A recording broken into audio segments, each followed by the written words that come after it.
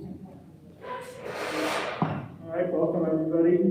Tonight is September 9th on the agenda, but tonight is September 9th. I have lost track of my days. So today is September 9th, 2021. This is the Upcoming School District Finance Committee. I will call the meeting to order. Just want to acknowledge, of course, this is our first meeting after a tornado literally ripped our community apart. And we brought our community together. That has been fantastic to see. There is not a lot about that on tonight's agenda. This is, this is the new normal. I don't want any part of it, but this agenda is fairly traditional September Finance Committee agenda. Let's dive right in. First up, we have a food service department update. Yeah, so I'll just introduce and thank Kristen Deli, our food service director, for coming tonight. She's just going to give us an update on food service department for the 21-22 school year. Thanks, Kristen. Thanks, Andy, and thank you so much for getting me onto the agenda tonight. I will absolutely keep it brief. I just want to start. Brooke, if you could progress to the next slide, I'd appreciate it. I just want to start with a recap of last year to put our program into perspective for you. Last school year, we served 555,000 meals in the full school year alone. This past summer was the first time we've ever adopted a seamless summer option, which we provided 78,000 meals just with the program, the summer program alone. To put that into perspective, the 1920 school year, we provided 198,000 meals. So a big jump. I also want to mention that we provided in-person meals bundled, and very proud that we were able to provide ESY their meals as well this past summer. Hey, Brooke, if you want to push through things. So let's move on to the 21-22 school year and what we have ahead. Important to note that legislation has allowed that we provide breakfast and lunch every single day at absolutely no cost to our families for the entire school year. No application necessary. This is for all students. This is not an income-based determination. This school year, we're going to be providing in-person meals. Breakfast is provided at each location, and I'm going to go a little bit into how we're managing the breakfast program now. But there's no online ordering needed. Students will simply come through the line. Breakfast will be served in a grab-and-go style, so our students can just pick up and head to their classrooms to enjoy breakfast. Each individual school is handling this differently. Here at Maple Glen, we have a kiosk right out front, so it's a central location where the kids can come and get their meals and then disperse. At the other schools, we're serving right out of the cafeterias. Our lunch options have hot and cold options daily, and menus will expand as the supply chain and staffing stabilize. Next slide just shows you a couple examples of our to-go breakfasts.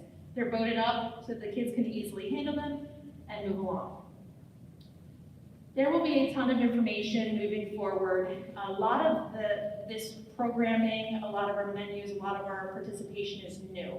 So we created a new district or a new department webpage on our district website. Families will easily be able to find menus. We're still encouraging any family who thinks that they might have an income-based determination to apply for the free reduced meals program, simply because of the aggregate eligibility to other programming. So I'm still accepting applications. I'm still making determinations on those applications. Some facts, a lot of frequently asked questions for families who are new to participating.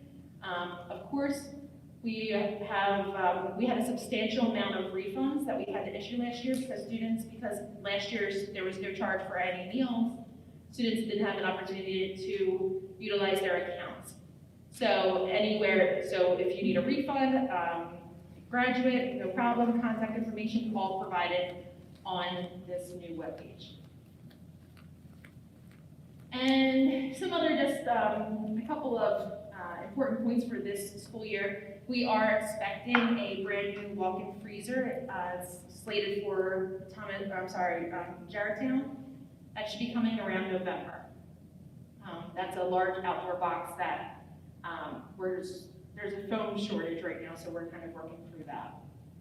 I do want to make the community aware that we have had significant supply chain and workforce challenges, but our contingency planning has allowed us to continue offering, and we just have to remain very nimble when we're menuing and finding alternative sourcing for our foods and diversifying where we get our food from as well.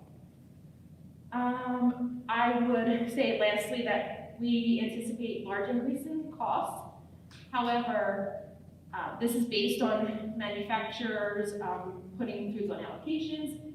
I will say that we continue to promote our program and implore the community to participate, because volume discounts will still apply.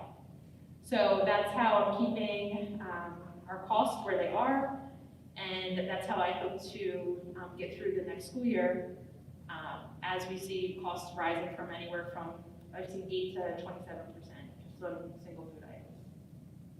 Those are the big points about the next school year. I just appreciate all of the continued support, especially about making the community aware about our program and forwarding anybody off to our department so we can answer any questions that any community member may have. Thank you. All right, thanks, Kristen. Any comments or questions from members of the committee or the board? Thank you All right, so much. I have a question for you, Kristen. Just Oh, sure. it's not on your agenda, but regarding the meals plan for those students who are not in school for the beginning of this year at Fort Washington and the high school, what's the meal delivery plan for those needy students? That's a great question. I think right now everything has been very just in time. We are planning to. We have meals available. We have items that we've been put on order so that we would be able to transition to a deliver or a pickup model if necessary. But at this time, we're just waiting on a little bit of a shorter term planning or shorter term understanding of the situation before we can put that plan in action.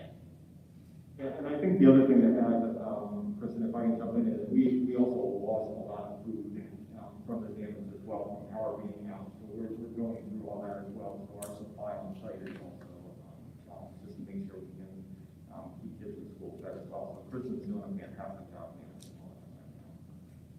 All right, thanks. Anybody else? Teaching?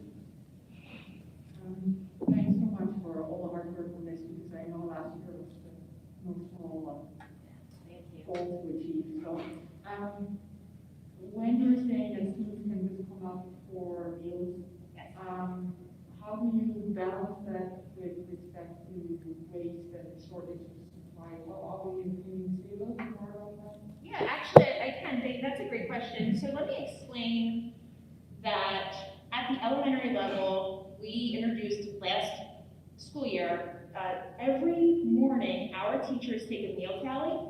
They take a meal count of every student in their classroom and who wants which meal. One, it's helping us lessen our waste, be very prepared for that lunch period and have food hot, because clearly we were having to contain meals and pass them through for efficiency and sanitation purposes. So that meal tally has helped tremendously. As far as how that affects our supplies, I think that planning affects our supplies. Being able to plan accordingly is going to affect how we're able to produce. As far as waste, we hope to lessen waste by offering more options that the kids can engage with.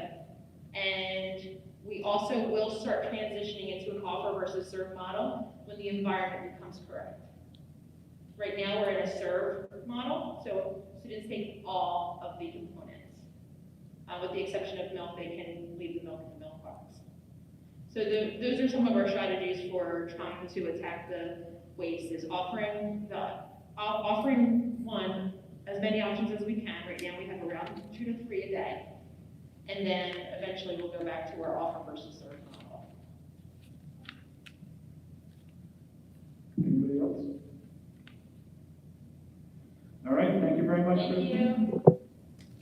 Before we move on, I just want to acknowledge it looks like our display, which actually is a nice layout here for me being able to see the display, but it is a little bit flaky, so for the members of the board and committee, you may want to bring the agenda up on your device or if you can be able to use them, and same for those in the audience.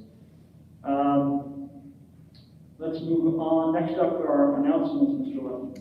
Yes, I do have an announcement this evening. At the last couple of meetings, we've been talking about the transportation facility, and actually at the last meeting, we talked about an air quality evaluation that we were going to have in Element Environmental do for us due to the damage that we sustained in that area at Fort Washington Elementary School. That's been delayed for the time being, so that will determine when the right time is to reschedule that, but for right now, it's delayed.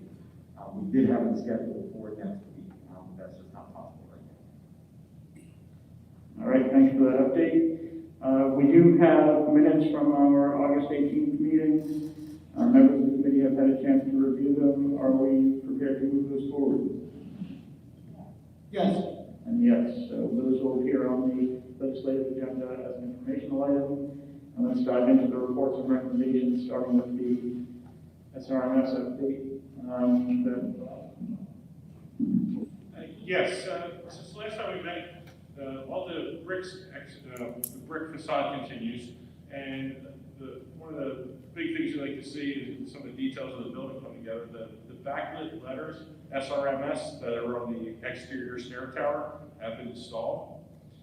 All curtain windows have been installed. The curtain walls, the windows have been installed, with the exception of the cafeteria, and that's strategically planned, so some of the large equipment that's needed for the work that continues in the auditorium can be easily moved in and out of the building. All interior CMU, so the block walls that are inside the store are complete. The architect is coming out to punch list everything there. Other items, electric installation continues. Feeder lines, transformers, everything continues to be installed. Hopefully we'll be having on main power within the next month or so. Once that main power is on, installation of the elevators and other equipment can begin. The exterior metal panels, with the exception of the planetarium, all the exterior metal, there's some capping that still needs to be installed at the roof, but the actual wall sections are all completed as well. And the retaining walls, we're starting to see the retaining walls that separate the building. One also on the 20 roadside, there's a separation from the sports fields. And there's another at the front of the building where the parent drop-off will be, and a set of stairs. That's being completed as well. So work continues to progress very well down there.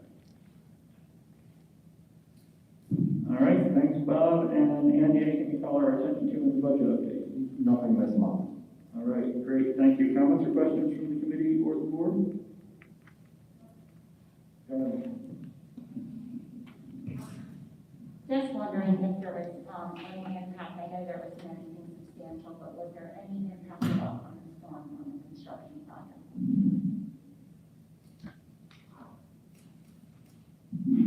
So there was some minor material damage and some minor damage in the building. We're working with UDSD engineering and our insurance company on that. Nothing significant. I presume that was water damage, not wind damage. Correct, there's water damage in the building. Anybody else? Or is that it? No, okay. All right, thank you for that update. Let's move on. We have another change order for the parking lot paving. Yes, the paving has been completed at Jarretttown, Thomas Fitzroy, and Fort Washington. During the process of paving, we identified items that needed to be corrected as the work was ongoing.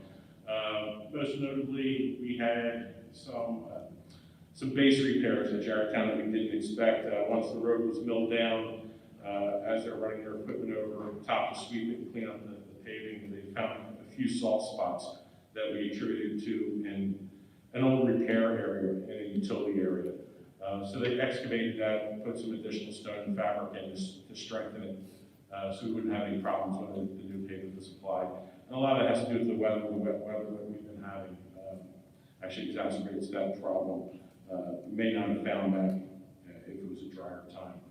And common to both Fort Washington and Jarretttown, where we did curb replacement, we specified 18-inch curbs in the project. That's standard. That's a standard height for a curb. That includes what you see above the ground and what's below the ground. Whoever poured the curbs initially just dug a hole and poured concrete, and we found curbing depth anywhere from 20 inches to 32 inches. So in those areas where it was specified to be 18 inches, and it was greater when they pulled the old curb out, they had to bring in fill material stone and compact it for the new curbs. There was additional charge for that. And then at Fort Washington, along the curbing area where we're repairing the curb, they brought to our attention that two of the sidewalk slab adjacent to where they're going to be working had cracks in it, and it was determined at that time would be the best time to replace it while they were pouring the curb. The total for all those repairs was $7,796. Okay, thanks. And at this point, the entire project is completed? Yes, the entire project is completed. The striping is going to be done by our staff, but right now there is a bit of a paint shortage for line paint. We even try to talk to the township, but they can't get paint to finish their lines either. And then at Fort Washington right now with the equipment staging, that wouldn't be possible to do at this point. All right, any comments or questions, Stan? Hey, Bob, yeah, I have an issue with the Fort Washington remove and replacement of concrete blocks. You're talking there's only 4 blocks that they're replacing for almost $400 a block. And it's $24 a square foot. You know, I just was on the township's website, and the township's contractor will charge only $10.50 a square foot for replacement. I mean, these guys are already there, they're already pouring concrete, and they're, to me, it seems like they're milking the school district by charging over double what the township contractor would charge for doing the same work.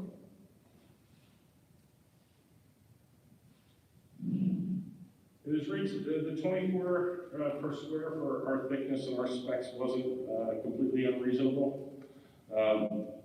We were seeing anywhere in a homeowner paying, and we have some large boxes, 64 square feet, and $24 a square foot wasn't too terrible. We've been seeing higher, we've been seeing lower. They were right in the middle, and it wasn't as if there was a large sidewalk, so it was more manual labor. This is a curved sidewalk that they're replacing also. So there's a little more manual labor to it. If it was a larger area, I would expect a lower pricing. Well, I disagree with you because they're already removing the curb, so they already have the manpower there. And again, okay, if you're saying 6-inch thick concrete, if the township's contractor would charge $11.75 a square foot. So it's still, they're still charging over double to the school district. That's my opinion, and I'm looking at it right here on the township's website. I think it's unreasonable. Was the price per square foot part of the original contract? That was not. We didn't have any sidewalk allocated to this project. Is it too late to push back? I can push back and work with them on that. Okay, let's do that. Is that all right, Stan? Anybody else? All right. So members of the committee, with that understanding, we'll move that one forward to the legislature. Look for an update then. Yes. All right, thank you. Next up, we have disposal of excess obsolete and non-repairable equipment, which this month includes one 2005 van. Any comments on that? Yes, this was the plumber's van that we had replaced. We purchased a new van and had been recently delivered. So the old van we're going to place on municipal bid for advertisement. All right, comments or questions? All right, so we'll move that one forward. Yes. All right, yes, so thank you. Next up, fund depositories, Andy. Yes, so in June every year, we ask the board to approve fund depositories for the following year as a standard item. We have the standard banks that we typically work with. What we're looking for this month to approve is the request to add Santander as an additional option, specifically for district investments. So we're not looking to add Santander as an additional option for our regular operational banking. I met with Santander, and they have an option for an investment that's liquid on a day-to-day basis. That's, while still not paying a lot, it's still paying 10 basis points, so that's a 0.1%. Comparable to PISLAP, which is our current bank, that's really, their liquid option is 1 basis point for our funds that are liquid. We do work with PISLAP, and we have some investments in CDs and treasuries, but even those where our funds are locked up for a couple months to a year are only paying from 4 to 10 basis points. So again, we're looking to add Santander just as an option to move a little bit of the district funding to earn some additional interest. Again, it's still not much when you look at that low of an interest rate, but it's something rather than keeping it sitting in a 0.1% of interest. So we're looking to just add them as an option for us to use as a depository at this point. All right, yeah, I mean, it's still not much, but 10 times almost nothing is a little bit better. Anybody have any questions? Art?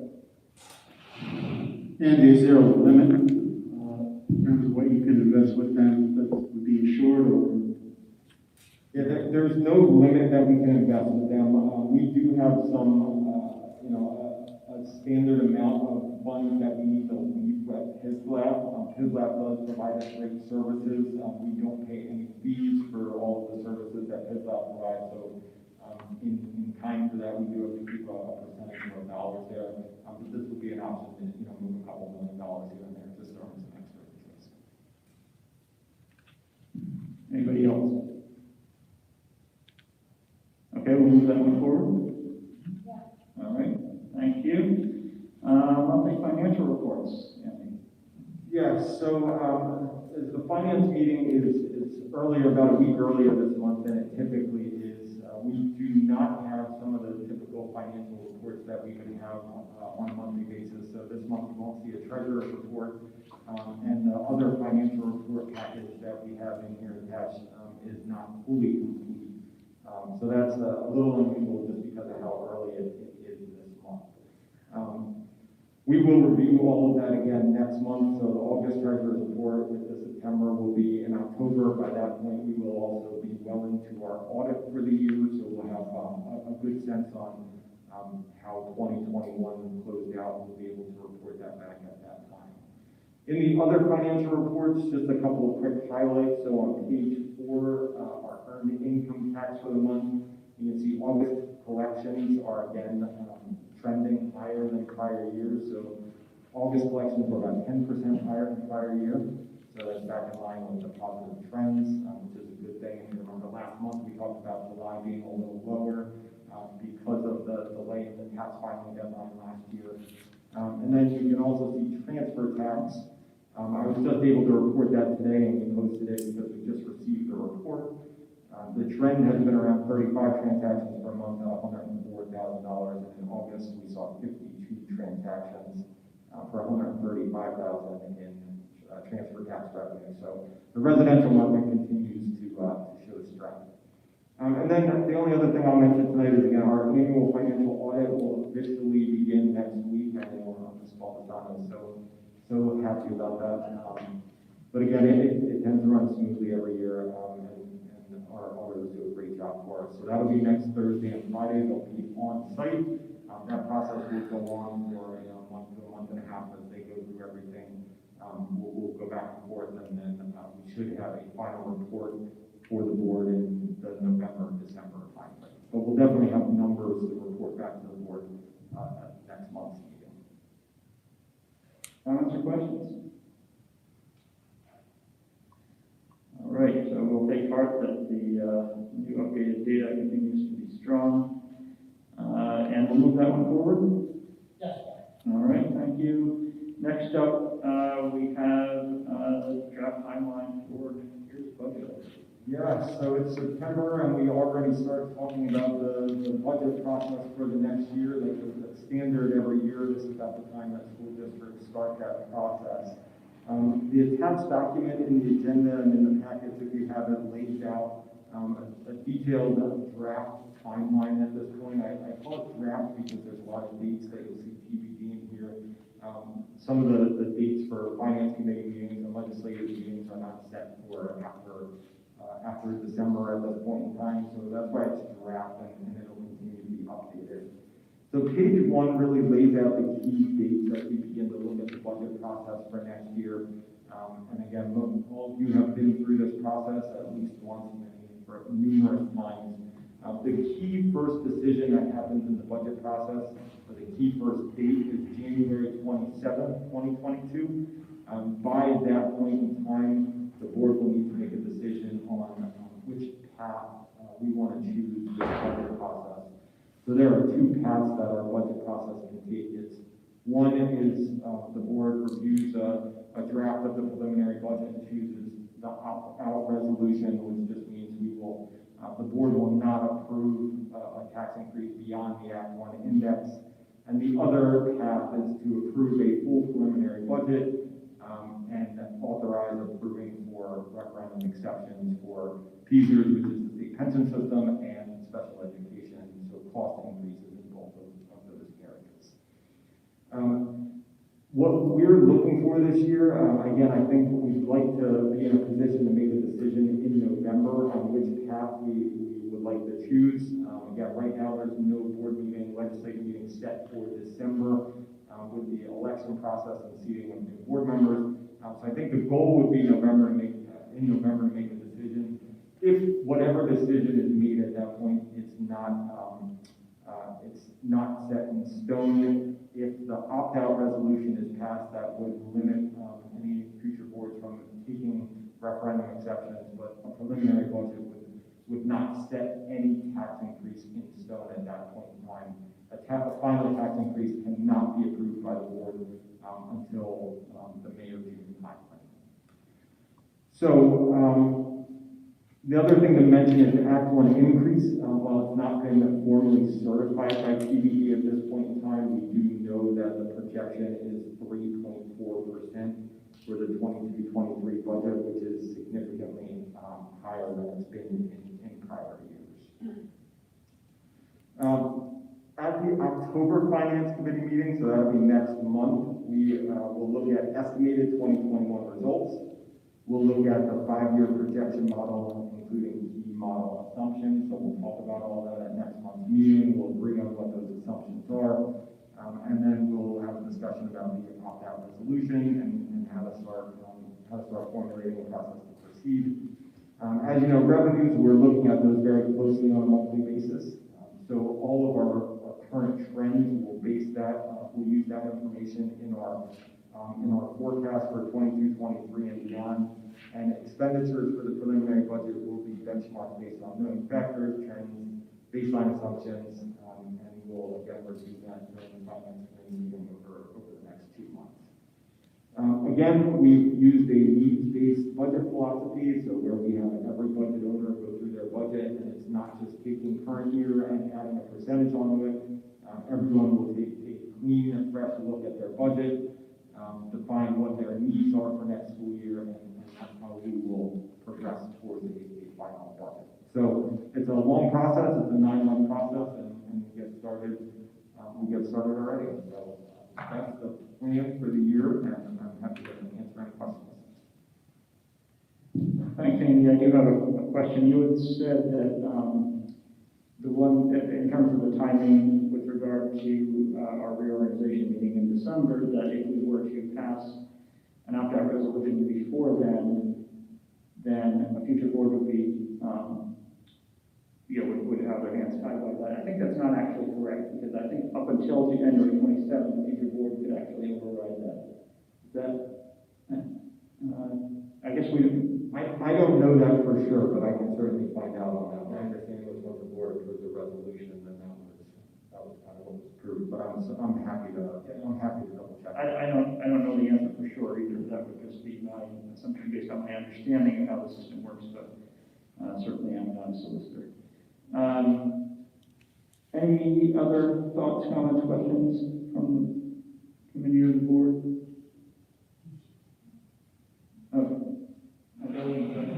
I'm just wondering, do you have any sense of when the preliminary obviously is 3.4 for excellent index?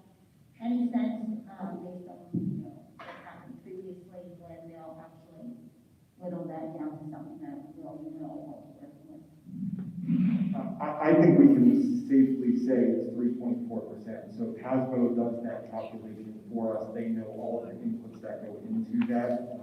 So I think it's safe to say it's 3.4%, and PDE will be certifying that. So it won't be low. We know all of the data points that go into that calculation. Andy, given the amount of work that's currently involved with insurance and discussions, how realistic is the timeline? I think it's realistic. Because the way the timeline lays out, we won't be doing a lot of the deep dive work with the budget owners until the January timeframe. So again, the preliminary budget is going to be based off trends, what we know about things that we already know are going to happen next year. So I think it's very realistic. We have a 5-year model built out already. We have a budget model, so I'm not concerned about that. Anybody else? All right, no action to take on this one. I appreciate that update, and of course, being the finance committee, we're excited about jumping into this 9-month effort. Next item, financial support for the North Hills After School Program. The board knows that there's a new 501c3, the North Hills Collective, that has taken over the management of the North Hills program. Each year, the district budgets approximately $45,000 in support of that program. What we're looking for at the upcoming legislative meeting is authorization to make that donation to the program. We have received a preliminary budget from them, from the collective. The money is well spent. The collective has done a really good job. They had about 60 students this summer in their summer program, and they're looking to have between 45 and 50 students during the school year. So we're seeing a revitalization in many ways of that program, and this motion, we'd like to have it on the next legislative agenda so that we can get the funds from the district. I should say, this fund was only part of that program. They receive a grant, PCCD grant, and there's also other fundraising involved. Comments or questions? Stan? Duncan, do you know the percentage of this amount is of the budget for that? It's about a third of the entire year program. So they do a school year program and they do a summer program. And the funds from the district go to pay for things like tutoring, homework help, etc. So of the total year-long program, it's about a third. Anybody else? All right, those are really good numbers for that program. Historically, it's been a really wonderful program for those families who need it, and I'm happy to hear that it seems like it is back up and running strongly. So, members of the committee will move that forward? Oh, Pete, I'm sorry. And as you just mentioned, that the numbers are going up, is the amount in their budget still realistic? The collective is looking at the way that they are staffing and the programs that they're running. There's a completely different look at it, and we had that conversation with them. They are very comfortable with this amount. All right. Anybody else? Okay, so we'll move that one forward. All right, great, thank you. We are up to community input. For if anyone would like to speak, please come to the podium. All right. Seeing none, I will close community. Oh, I'm sorry. We do have one.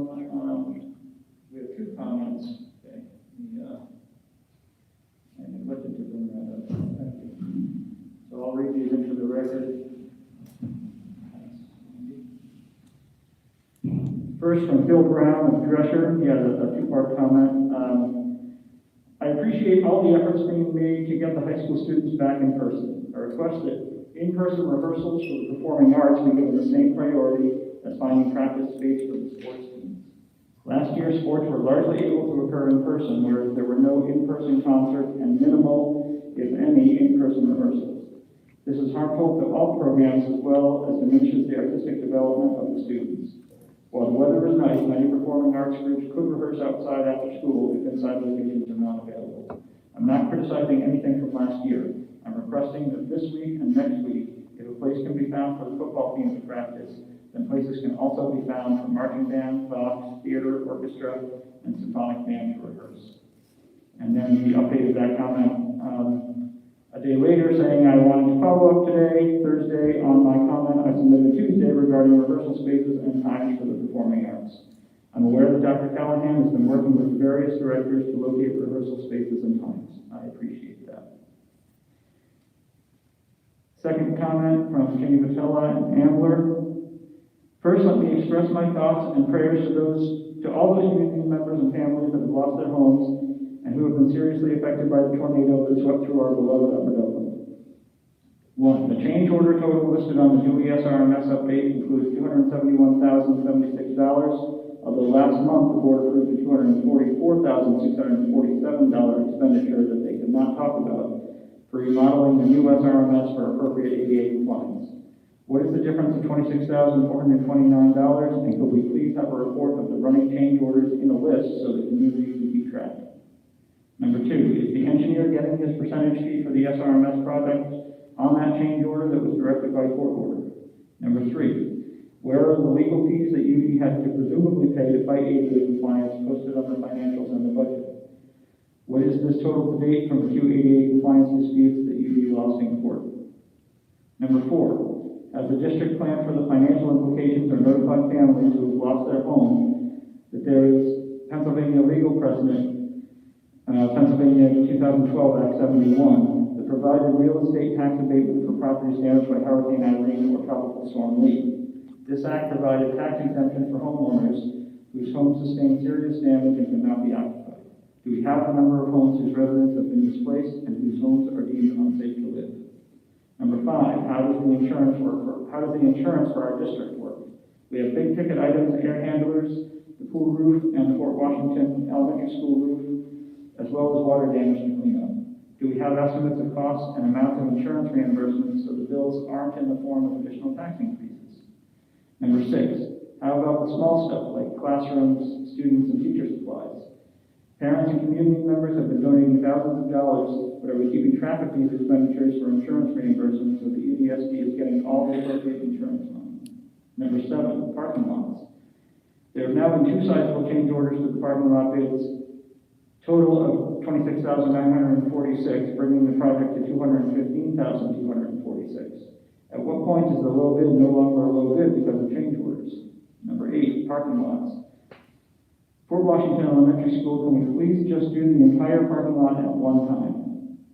Last time we only did the circular drawing, this time only the main lot. In the end, probably more money because 2 projects, not one, let alone it looks bad when we do things in bits and pieces and not one big well-done project. Number 9, thank you all and have a good night. #UD Strong. All right, and with that, I will close community input. We'll see if there are any responses, starting with the administration. With regard to insurance, we're working with our insurance daily. So we have a standing meeting with our insurance company. They are still working through a number of things, getting the estimates of all the work. They're still evaluating buildings. That takes time. We are keeping track of all the expenditures. There will be a process for reimbursing teachers for materials in their rooms. The same is true for instructional materials. So we're not going to give any specifics because we don't really have a lot of specifics yet to give. We will make sure that everything is tracked though, because there will be some, obviously the district will incur some costs, but we will work to make sure that we maximize the benefit from our insurance. Mr. Lockwood, anything else on the insurance side of things? The only thing I would add to that is that the insurance has a adjuster here that is dealing, has experience dealing with major losses. They are working extremely collaboratively with us, so they are actually guiding us along the way. So I'm personally very happy with the work they're doing for us.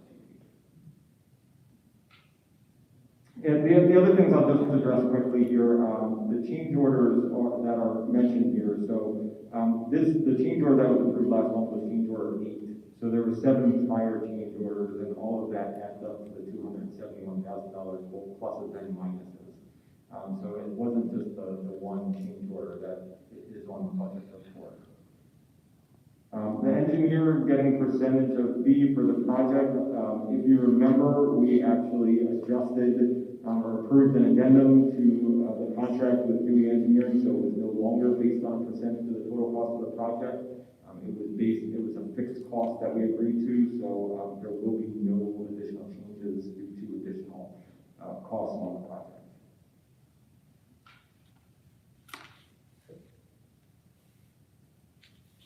I'm not sure there's any other items to really comment on from The first 2 comments about alternate locations for activities, as the person who submitted the comments revised, say Dr. Callahan is working to find alternate locations.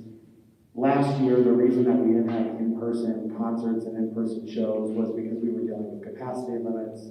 We were dealing with a lot of regulations and restrictions that were beyond what we're doing. The plan this year is to find those additional spaces to make sure practices continue to happen. And for those folks that are watching, there is a rumor going around through the township that we're not going to have any in-person concerts or theater performances this year. That information is not true. We will be making sure that we're in compliance with our health and safety plan, but just rest assured that we want all of our programs to continue in some form or fashion, so the alternate locations will be identified now and in the coming weeks. Any other comments or questions from members of the committee, the board, administration? Yeah, go ahead, Amy. And I realize it's not a legislative meeting or another type of meeting where this could be said, but I think it's important that we recognize the work that Steve and Andy and Bob Lester, as in particular, have you slept? Yes. Okay. Every single member of the leadership team, Brooke, Prakash, all the Chromebooks yesterday, the food services, I could go on truly all night at this point. The people setting up fundraisers, people have been reaching out to every single one of us just with tremendous offers of support and help. And I just want to say thank you to every single person here and every single person at home that's watching or may watch. I'm very proud to be a member of this community. I'm very grateful to be here and supporting all of you, and we will get through it. That's who we are. All right, well said. I'm sure we'll all have a hearty agreement to that sentiment. Thank you for saying so. Anybody else? All right, so with that, I will announce that our next Finance Committee meeting will be Wednesday, October 20th, 2021 at 6 p.m., location TTV, and we are adjourned. Thank you.